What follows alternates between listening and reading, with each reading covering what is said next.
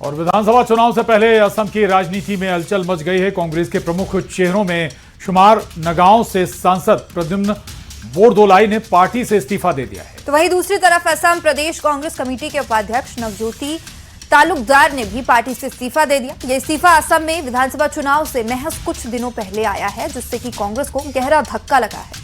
कांग्रेस अध्यक्ष मल्लिकार्जुन खड़गे को लिखे अपने त्यागपत्र में नवज्योति तालुकदार ने पार्टी की कार्यप्रणाली से लंबे समय से चली आ रही असंतुष्टि, समन्वय की कमी और अपनी बार बार की गई शिकायतों के बावजूद कोई समाधान न मिलने का हवाला दिया। तो वहीं नौगांव से सांसद प्रद्युम्न बोरदोलाई ने अपने इस्तीफे में पार्टी के अंदर टिकट वितरण और उम्मीदवार चयन को लेकर गहरी नाराजगी जताई, अंतरकलह का जिक्र भी किया। जिसके बाद प्रद्युम्न आज अपने बेटे प्रतीक बोरदोलाई के साथ बीजेपी में शामिल हो गए हैं। हमारा असम में बोलता है कि अहंकार ही विनाश लाते हैं, तो let the government be form first with the blessings of lord Krishna, thereafter will think. I think he is a MP. Today also he can meet Mr. Amit Shah ji at any point of time. But nothing is happening without the blessings of Prime Minister, Home Minister and National President. कथा ये करके उसने resign दिया है, लेकिन एक साल पहले से उसका हेमंत बिस्वा शर्मा से ये कॉन्ट्रैक्ट में थे। तो एक बार ये गुलदस्ता लेके जब गया था दिल्ली में हेमंत बिस्वा शर्मा को मुलाकात करने के लिए, तभी ये चनचनी आया था। लेकिन अभी कल वो फॉर्मली रिजाइन दे के सुना है, आज वो ज्वाइन करेगा, लेकिन ऐसा नहीं करना चाहिए। मैं इतना ही कहूँगा कि अगर ऐसा है भी, मान लीजिए उनको इग्नोर किया गया, उन्हें लगता है कि पूरा। और राज्यसभा में दिग्विजय सिंह ने विदाई भाषण दिया। उन्होंने कहा, ना मैं टायर्ड हूं और ना ही रिटायर्ड हूं, आगे चलकर और काम किया जाएगा। उन्होंने कहा कि राजनीतिक जीवन में अपना रास्ता खुद तय किया है, ना काहू से दोस्ती ना काहू से बैर। ये कहा दिग्विजय सिंह है कि मैं ना टायर्ड हूं ना रिटायर्ड हूं, आगे चलकर हम और काम करेंगे।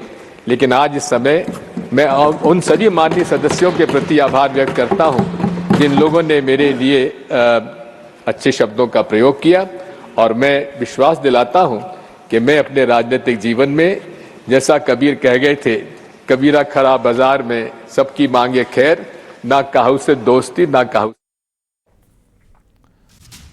और इस बीच एक बड़ी खबर सामने आ रही है। नूरा फतेही के अश्लील गाने का मुद्दा संसद में उठा है। समाजवादी पार्टी सांसद आनंद भदौरिया ने यह सवाल उठाया है। बता दें, विवादित गाना सर के चुनर का मुद्दा लोकसभा में उठा है। इससे पहले इस पर साधु संतों ने भी सवाल उठाया था, हिंदू संगठनों की तरफ से भी सवाल उठाया गया था। और अब ये जो गाने के बोल हैं, नूरा फतेही के अश्लील गाने के बोल को लेकर अब पूरा मसला संसद तक जा पहुंचा है। दरअसल नूरा फतेही और अभिनेता संजय दत्त पर यह गाना फिल्माया गया है। इसको लेकर अब विरोध शुरू हो गया है।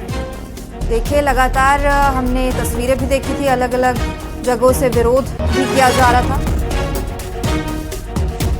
आदरणीय अध्यक्ष जी, फिल्में और कला समाज का आईना होती हैं। अगर आईना ही गंदा हो जाए तो चेहरा साफ कैसे दिखेगा। फिल्म कैडी द डेविल में गाना सर के चुनरिया के बोल हमारे समाज और संस्कृति की बलि चढ़ा रहा है। आज चाहे OTT हो, लाइव कंसर्ट हो, म्यूजिक एल्बम हो, यह मनोरंजन है या अश्लीलता का नंगा नाच सिर्फ व्यूज के लिए सुरों का गला घोटती है। माननीय अध्यक्ष जी, जिस गाने के बारे में माननीय सांसद महोदय ने कहा है, ऑलरेडी उस पर बैन लग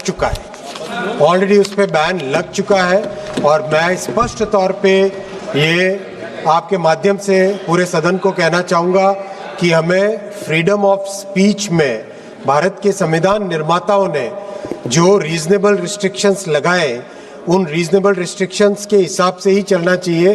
freedom of speech can not be absolute, it has to be in the context of the society, it has to be in the context of the culture, और उसमें बहुत ही हमें सावधानी से हमारे आने वाले समय में जिस तरह से डिजिटल के माध्यम से जिस तरह से आज तेजी से चीजें फैलती है, उसमें हमें।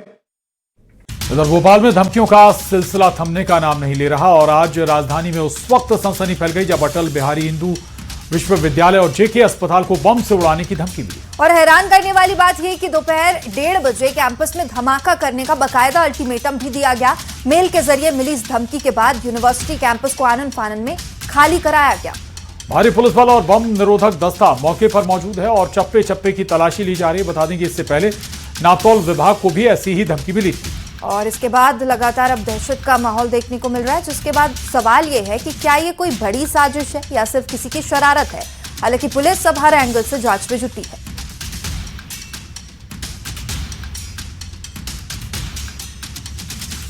शरारती तत्व वह बार बार कर रहा है।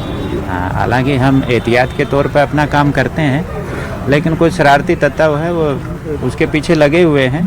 कई बार टेक्निकल कारणों से टाइम लग जाता है ऐसे व्यक्ति को ढूंढने में, बाकी कोई शरारती तत्व है। सर आईपी एड्रेस भी रहते हैं और एआई का भी जमाना है, क्या लगता है ट्रेस करने में नहीं कर पा रहे हैं क्या है? नहीं, वो कई चीज़ें यूज करते हैं, VPN और बहुत सारी चीज़ें। हाँ, हम भी काफ़ी दिन से लगे हुए हैं, लेकिन कुछ एक टेक्निकल चीज़ें रहती हैं। वाजपेयी हिंदी विश्वविद्यालय के मेल इनबॉक्स पर एक मेल हमने देखा जिसमें संस्थान को बम से उड़ाने की धमकी दी गई है।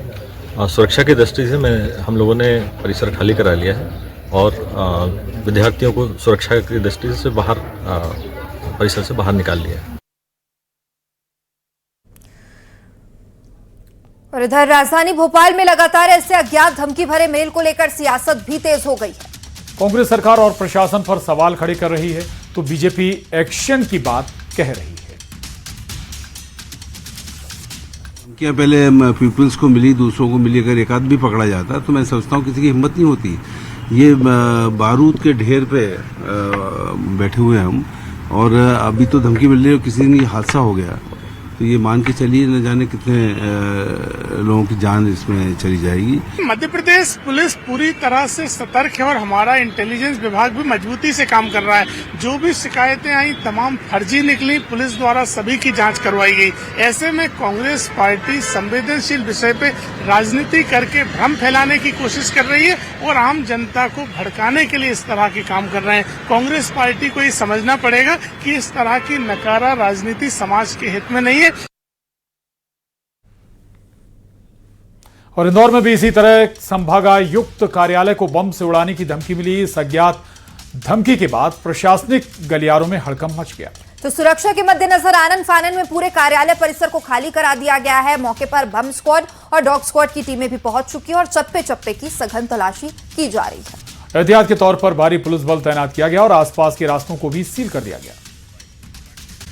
तो एक तरफ मध्य प्रदेश की आर्थिक राजधानी इंदौर में लगी आग ने एक परिवार को खत्म कर दिया, तो देश की राजधानी दिल्ली के पालम इलाके में भीषण आग ने पूरी बिल्डिंग को ही अपनी चपेट में ले लिया।